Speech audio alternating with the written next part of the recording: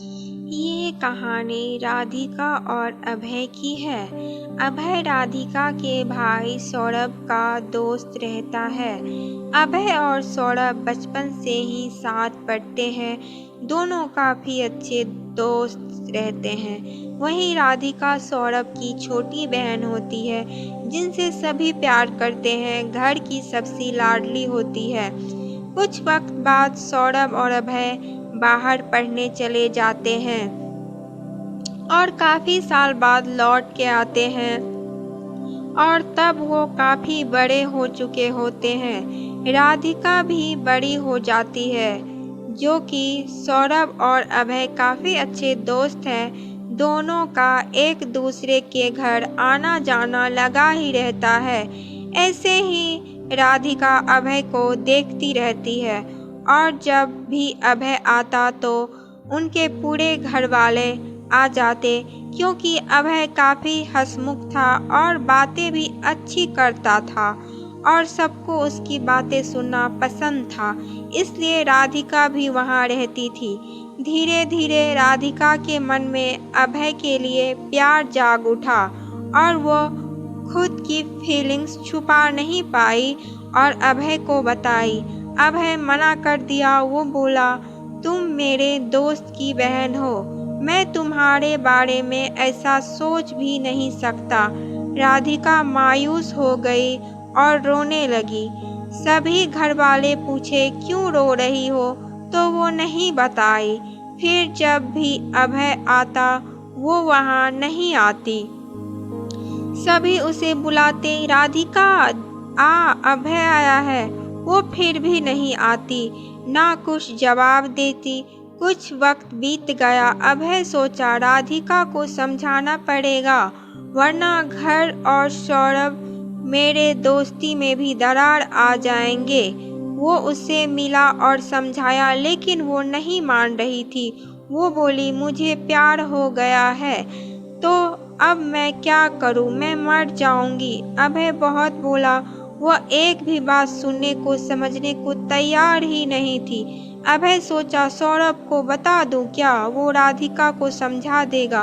फिर सोचा गुस्सा किया तो ये तो बच्ची है, नादान है, इसकी तो कोई गलती भी नहीं। लेकिन मैं कैसे ये प्रपोज को स्वीकार करूं, सौरभ क्या सोचेगा। फिर वो अपने अंदाज में सौरभ से कहता है, राधिका अच्छी लड़की है, मैं भी शादी के लिए वैसे ही लड़की तलाश करूँगा। सौरभ बोलता है, वैसे ही क्यों, वही क्यों नहीं। अभय चौंक जाता है, बोलता है, ये क्या बोल रहा है। सौरभ बोला, हाँ मेरी बहन को भी अच्छा लड़का मिल जाएगा, देखता है ना आजकल के लड़के कैसे होते हैं। तो अभय बोला, ये बात अभी नहीं, जॉब होने दे तब सोचते हैं। फिर अभय सोचता है, राधिका को बताऊं, हाँ बोल दूं क्या। सोचता है नहीं, अब जब वो बोलेगी तब। फिर से वही चलने लगा, अभय का उसके घर जाना और बातें। और तब वो भी राधिका को गौर करने लगा और पसंद करने लगा। ऐसे 10 दिन चले ही तो अभय का जॉब का ऑफर आया नेवी से और सबको बताया। सोचा जाने से पहले राधिका से मिलके अपने दिल की बात बता देता हूँ, लेकिन सोचते ही रह गया, मौका ही नहीं मिला। फिर वो अपने ड्यूटी पे गया, अफसोस कर रहा था, बता देता ये सोच रहा था। देखते देखते 6 मंथ बीत गए और अभय को छुट्टी मिला। वो बहुत खुश हुआ, सौरभ को कॉल किया और बोला, मैं आ रहा हूँ। अभय बहुत सारे शॉपिंग किया सबके लिए और घर आया। घर आते ही सौरभ के यहाँ गया और सबके लिए गिफ्ट मिठाई ले गया। सोचा जाता हूँ राधिका का हाथ भी मांग लूँगा, अब तो जॉब भी है, मना तो करेंगे नहीं। और वहाँ गया, सबको गिफ्ट दिया, प्रणाम किया और मुस्कुराते हुए पूछा, आंटी राधिका कहाँ है, बुलाएं, उसके लिए भी गिफ्ट है। तो फिर घर वाले बताए, सॉरी बेटा, तुम जॉब पे थे, तुम्हारा फ़ोन ऑफ था तो राधिका के शादी की बात बता नहीं पाए। उसकी 2 महीने पहले ही शादी हो गई।